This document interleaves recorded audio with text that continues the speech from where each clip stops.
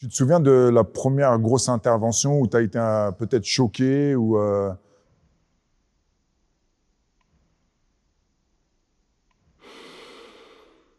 J'en ai fait quelques-unes, effectivement. On va faire quelques sparring entre nous. Le niveau il est assez hétéroclite. On fait attention sur les projections pour pas blesser qui que ce soit. Est-ce qu'il y a des bobos, quelque chose? Brice, une petite... Tout va bien. Alors, on commence, on se met 2 par 2 et on y va.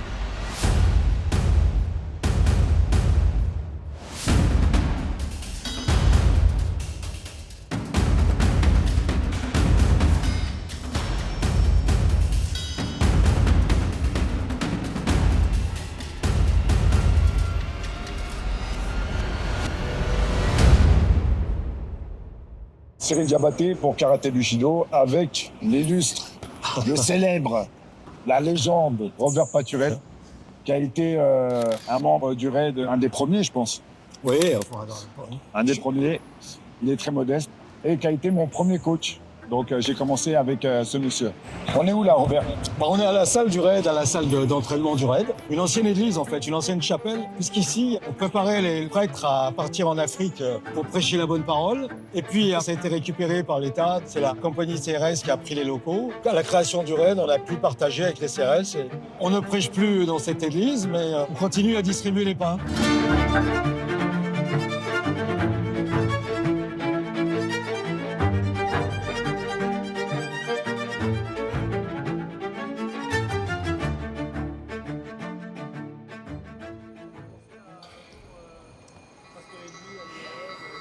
je pense que tous les...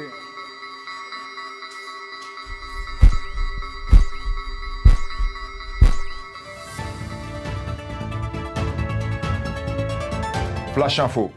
Le bruit est toujours en prison. Le rat est sorti de prison. Frank Ropers obtient son 30e dan. De quoi, on ne sait pas, mais c'est un 30e. Une nouvelle étude scientifique de Stanford a prouvé que les gens qui pratiquaient le jiu-jitsu brésilien n'étaient pas gays. Rubrique spéciale, on fête les 10 ans de Holzkern. Pour cette occasion, vous avez 15% avec le code Bushido. Le lien est évidemment en description. Yes. Holzkern, ça signifie noyau de bois en allemand. C'est une entreprise familiale autrichienne fondée en 2015. Et on adore les Autrichiens. Ils sont spécialisés dans les montres et dans les bijoux fabriqués à partir de matériaux naturels. Et comme tu peux voir, c'est pas mal du tout. Magnifique bracelet et garantie 2 ans. Par exemple, ma montre, elle est en bois. Dans 20-30 ans, il n'y en aura plus. Tu peux l'avoir en érable, acacia, pommier, chêne. Absolument tous les matériaux utilisés sont naturels. Pierres précieuses, nacre, feuilles, perles d'eau douce. Et bien sûr, pierre et bois. Il y en a pour tous les goûts, pour les hommes et pour les femmes. Ils ont plusieurs styles de montres, hybrides, automatiques, même solaires, quartz et chronographes. Ils font des bagues, colliers, bracelets, boucles d'oreilles et même des lunettes de soleil. Donc si tu veux te faire plaisir pour cet été ou faire plaisir à quelqu'un, c'est moins 15% avec le code Bushido. T'as le lien en description. This is amazing. Là, ce qu'on va faire, donc on a participé à une séance, un peu ce qu'on fait traditionnellement sur l'alerte le vendredi matin. On va voir comment interpeller une personne sans trop lui faire mal et vous allez comprendre la complexité. Sans trop lui faire mal. Voilà, bah oui, parce que il y a Mais quand le même... truc d'équipe, quoi. Ouais, et puis il y a quand même un paramètre qui rentre en ligne de compte, c'est que on va monter en intensité différente.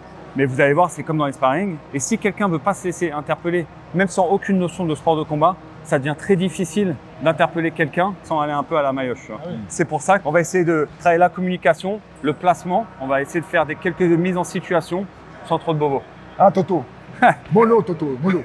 Ce qu'on va faire, vous partirez à 2 de ce côté-là. Ici, il y aura quelqu'un avec une situation. Là, on part même pas du principe que vous êtes au raid, vous êtes en contrôle de police dans la rue, vous baladez, vous vous appelez et je vous donnerai le thème à chaque fois. Et en fonction de ce que vous avez en face de vous, il va falloir vous adapter. Ça marche? Donc, je vous donne ça.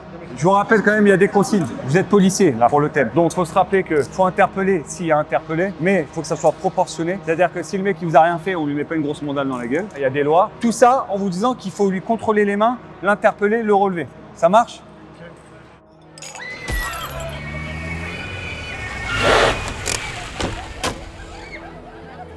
Bonjour monsieur. Bonjour. Tout va bien, tout va bien. Détendez-vous monsieur, calmez-vous.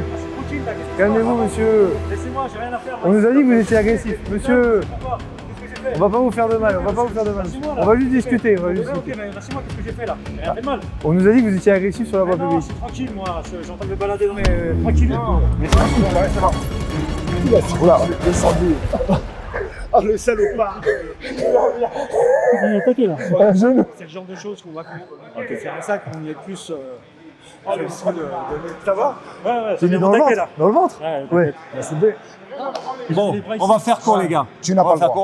court. Ton coup, il était pas légitime. Voilà. C'est Si t'as peur qu'ils te mettent un coup, c'est à toi de créer la distance avec l'individu. Ah ouais, et surtout, c'est Parce que là, tu mets un coup. Là, tu mets un coup. Tu mets un coup devant une caméra, les gens ils filment.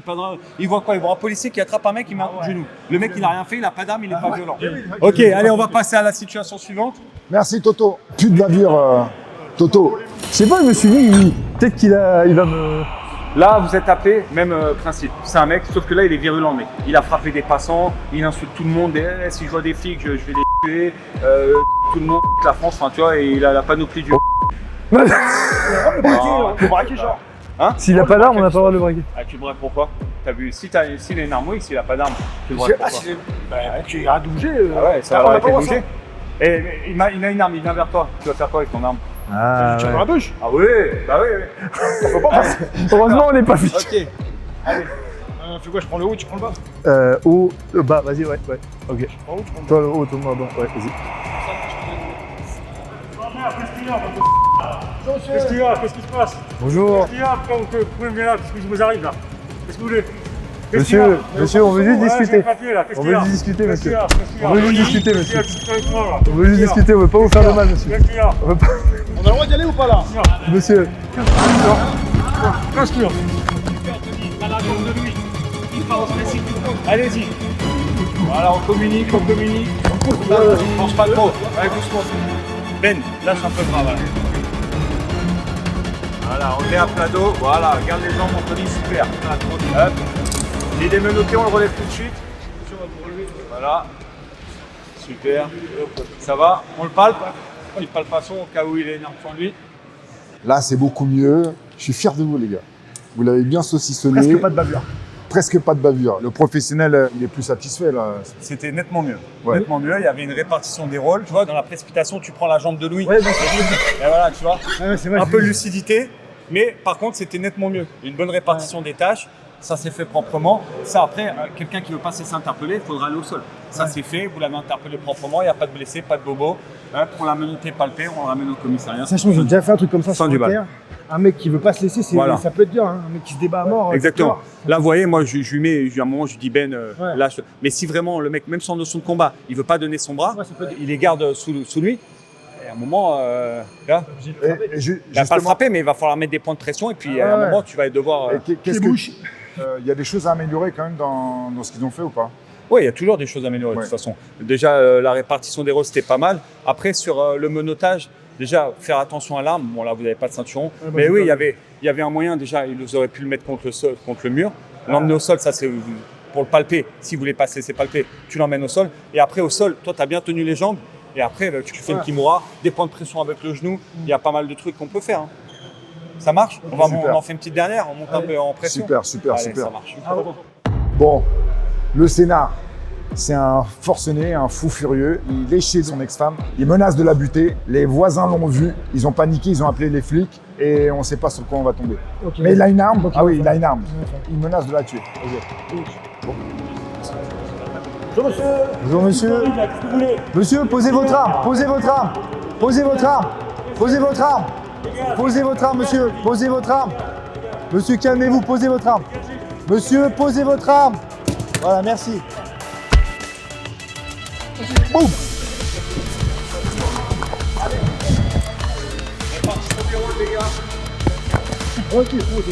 Ah voilà, là c'est bien. Là.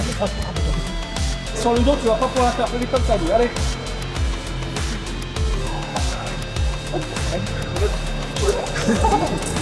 Je vais le garder de menotté, je pense.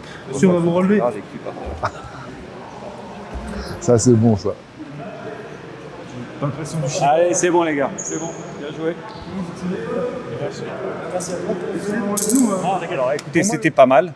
Répartition des rôles, c'était bien. Un peu proche, Louis. Sur un mec qui a une arme pour prendre la distance. D'accord. En fait, Et- on s'était dit, lui, il le braque. Ouais. Et moi, je Mais me toi, rapproche tu peux- doucement. Et Ouais, mais toi, ouais, mais non. Tu vas pas sur un mec, tant qu'il a son arme à la main, tu vas pas dessus. On reste à distance. Ah, tu restes à distance. le Krav Maga. Voilà. Ça marche pas le Krav Maga. C'est vrai, elle est passée. Sur un mec qui a une arme, tu lui fais lâcher l'arme. Après, il y a des moyens intermédiaires. Là, on n'a pas le taser, tout ça pour le faire tomber. Mais en tout état de cause, là, tu n'as pas de taser. Tu fonces pas comme ça sur un mec qui a une arme. Il a juste à faire ça, tu prends une cartouche. Donc, tu fonces pas comme ça. Tu sors ton arme, tu donnes les injonctions. Et le placement, la pression vocale va faire que des fois, ça va lui faire lâcher l'arme. C'est ce qu'a réussi à faire Anthony. Oh, c'est le ton, quoi. Voilà. Lui, qu'est-ce qu'il arrive? Et avec sa pression, il arrive à lui faire lâcher l'arme. Et là, tout de suite, par contre, ça là, boum. Hop, voilà. Là, ça touche le sol. Le mec, il a plus l'arme à porter. Boum. Ça chute dans les jambes. Et après voilà, répartition des rôles. Tu es. À un moment, je croyais que tu voulais interpeller lui. Tu t'encerclais lui, alors que c'était Ben qu'il fallait interpeller. Mais c'était pas mal. Ouais, et t'as dit. Ouais. Et t'as dit non, Toto, non, c'est pas la bonne personne. Comment j'ai fait, c'est quand tu tombes à un moment, je me suis dit putain, mon pétard il est tombé, t'aurais pu le récupérer. C'était pas le but. Voilà. On le sait, là, dans un ceinturon, ton arme, elle est dans les traits. Bon, là, c'est pour le thème qui était fait comme ça. Par contre, au sol, ça s'est bien fait. Répartition des rôles, et on était bon. Ça marche? J'ai eu énormément de chance de tomber sur Robert comme premier coach. Le premier coach, c'est toujours la roulette russe. C'est pas ce qu'on cherche, on ne sait pas ce qu'on va avoir. Il m'a piqué avec le virus sport de combat, arts martiaux. Tous les jeunes boxeurs qui boxaient avec lui à l'époque, on a tous caressé l'idée de faire un petit tour au raid. Mais bon, ça ne s'est pas concrétisé. Moi, j'avais des rêves de titre de champion du monde et voilà quoi.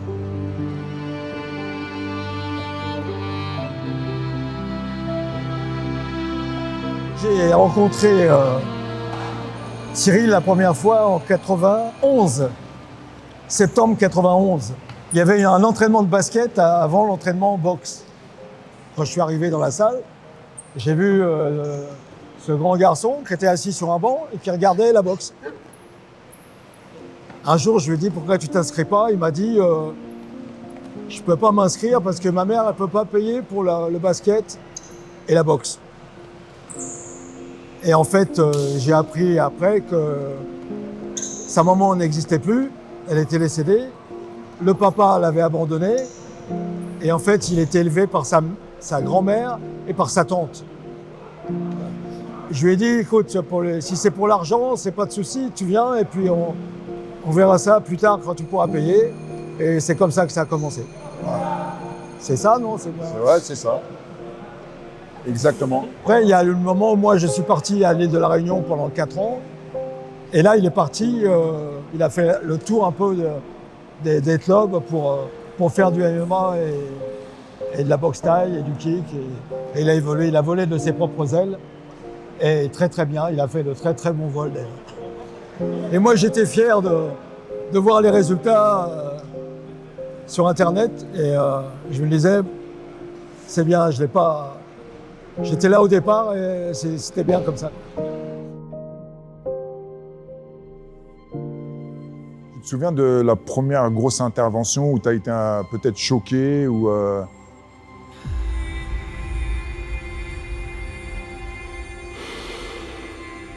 J'en ai fait quelques-unes, effectivement.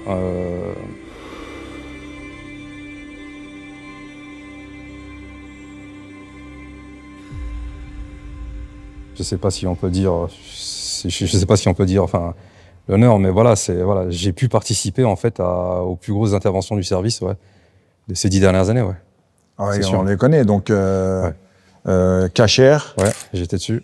Ok. C'était mon groupe de permanence. le Bataclan, C'était mon groupe de permanence aussi. ok. Mera, Et Mera, ouais. pareil. Ah ouais, ok, d'accord. Ouais. Ouais, donc les Mera, plus grosses puis il y en a affaires, eu ok. d'autres, et puis il y en a eu d'autres aussi en fait qui sont peut-être un petit peu moins médiatisées, Mhm. mais qui ont été marquantes aussi, ouais. Et en tout cas, celle qui a été médiatisée, c'était celle de Mohamed Merah. Ah oui. Donc c'était en mars 2012. Mhm. Mars 2012. Donc là, c'était une grosse opération. Ouais. Voilà. Ouais. Donc, Et donc tu fais partie des intervenants qui Ouais. se tapent les 36 heures de... c'est ça, d'attente. Le premier assaut, les 36 heures d'attente, le deuxième assaut.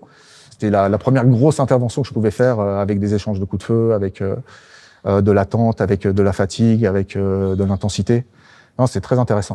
Et le stress à ce niveau-là, il oscille, il est permanent. Je peux pas te dire que j'étais stressé. Ah, ok. Non, pas stressé, parce que derrière, tu as de l'expérience, tu as des collègues avec toi, tu sais que tu pars en confiance, en fait. Ok. Parce qu'on est nombreux, tu as des collègues qui sont formés, qui sont aguerris, donc il y a pas de stress, il y a beaucoup de concentration, ça c'est clair et net. Et ta pratique martiale, tu la trimbales avec toi en police, est-ce que tout de suite, tu vois que ça t'aide? Surtout quand ça fait des années que tu pratiques les sports de combat, tu es quand même assez serein. Et tu as une gestion de stress qui est complètement différente quand tu n'es pas combattant, entre guillemets. Je parle pas forcément de pratiquer des combats, mais d'avoir l'esprit combatif. Donc voilà, tu as une gestion de stress qui est beaucoup plus positive. Ouais. C'est un stress positif, entre guillemets. Ouais. Donc tu réagis mieux. On en parlait tout à l'heure. Hein.